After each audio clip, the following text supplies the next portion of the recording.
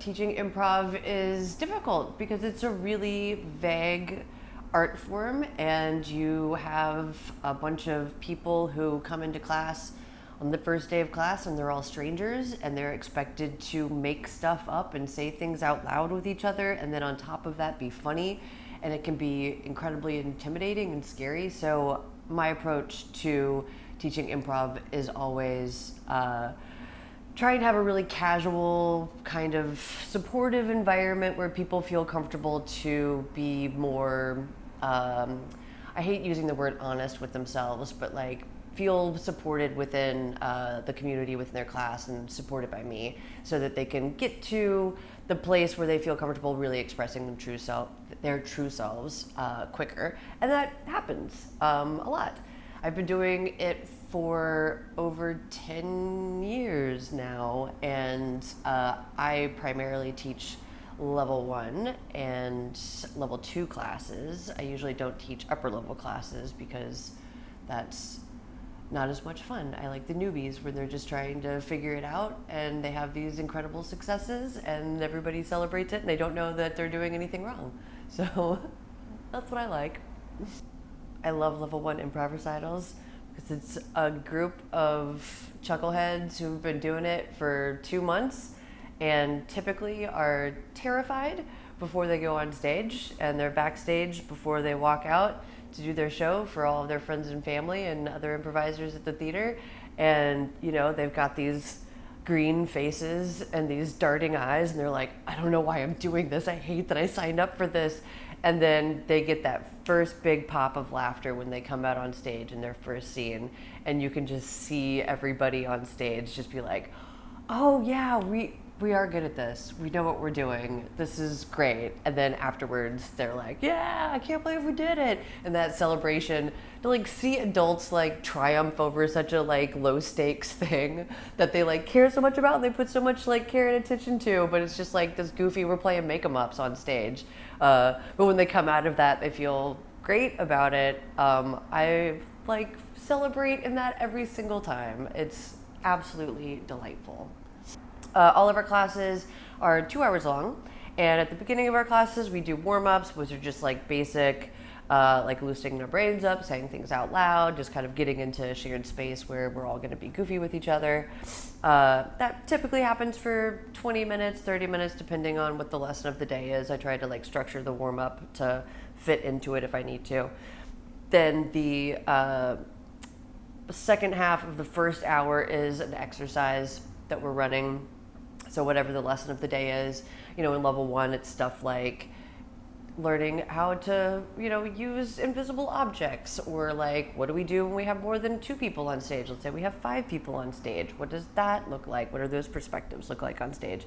We'll play around with those exercises. And then the last half of class, the second hour, I like to save for people really exercising their scene work and doing repetitive scenes over and over and being corrected and getting notes so that they can have some practice on the exercises that they learned that day and the exercises they learned, you know, for all the weeks before that day. So it's all cumulative. That's pretty much how it goes. Each week throughout the 8-week session builds on the previous week. So ideally, as you're moving through, you're like gaining these skills that help out as you move to the next lesson, the next part of the session. It's weird teaching improv as much as I teach it to as many different kinds of people that I teach it to for so long, because you'll see a lot of bizarre recurring concepts come up that seemingly these people have no connection to each other. For example, perhaps I've mentioned this before, many years ago, there was a class that I was doing on, let's say, a Monday night, and there was a scene between these 2 students. One student had a hawk, like, on their arm, a hawk, fake hawk, right, that they had sent to the other person on stage, and the hawk landed on that person's arm, and that person was feeding that hawk a fruit cup.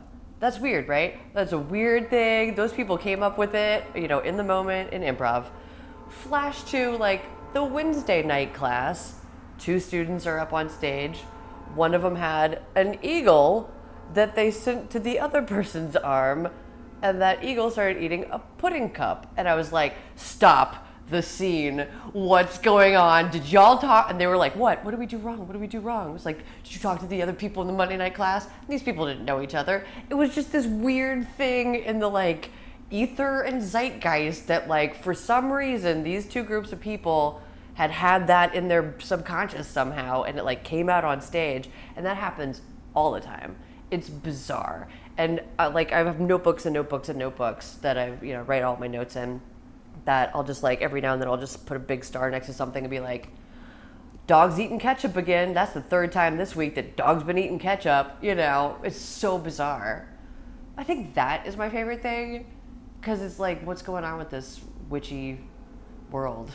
Like, why are all these people finding the same bizarre, completely seemingly random stuff all in the same span of time? It's weird.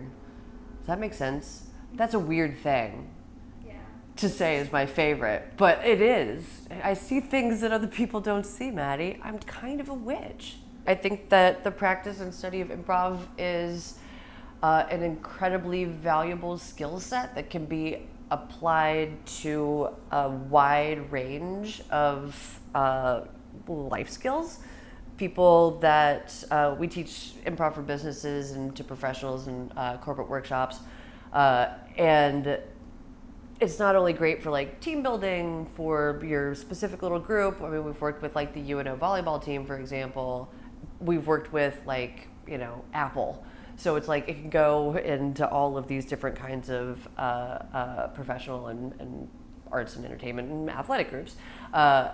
But also, these skills are immediately applicable in your like everyday life kind of relationships, where it's just like, pardon me, focusing on being a better listener and being a better communicator, and thinking, in terms of collaboration rather than thinking in terms of like I'm trying to like force my agenda forward.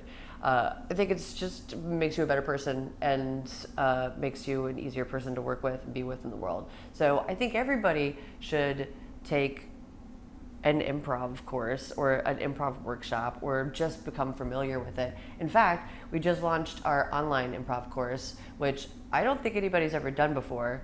But we were like, why can't we just like translate these skills to an online course and teach people how to do this in the comfort of their own home? And we just launched it this week, and we'll see how that goes. But I think that's super exciting. So people in, nowhere, Nebraska, that are, 300,000 miles away from an improv theater can start like getting familiar with doing improv. I hope that happens. That would be really cool.